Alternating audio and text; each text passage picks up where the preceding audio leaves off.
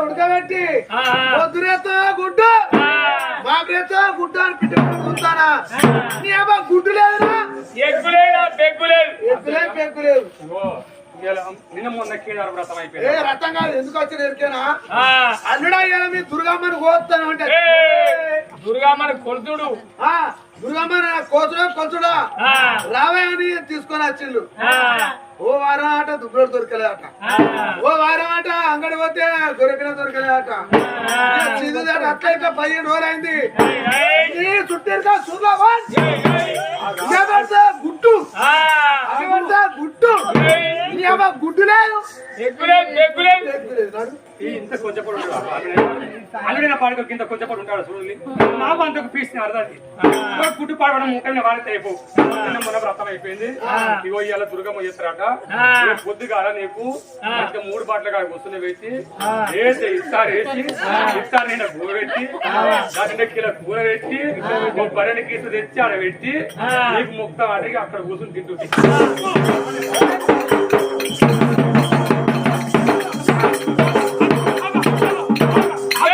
అంటే నీ దయ్యన్న 3 బాటల కాడ 7 ఆకులు ఇస్తారా ఇంత అన్నమాట ఇలా కూరటో బరణి సీత పెడితే దాక్కుంటే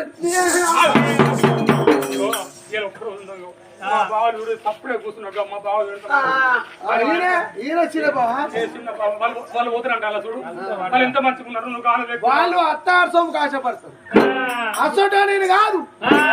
పొద్దు పొద్దున్న అబ్బాయి ఎత్తంది ఇక పెడుతుందో గుడ్డు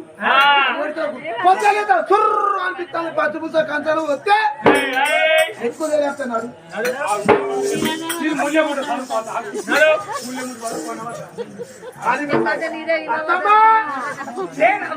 దేవుడు అనుకోవాలి దేవుడు అనుకోవాలి కానీ దేవుడు ఎక్కడుంటో కానీ మా అల్లుడు అంటోడు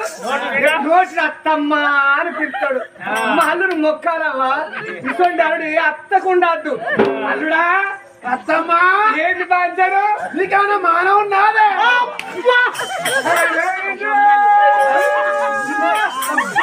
నా మానవి సైతాన్ని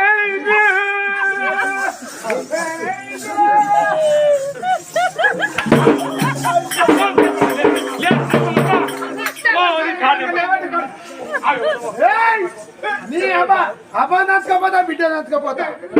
నాటో సీజన్ తీసుకోండి కొంచెం ముడకొని కానీ కిలో కూర వేసి నోటి అత్తమ్మ అని పిలిచి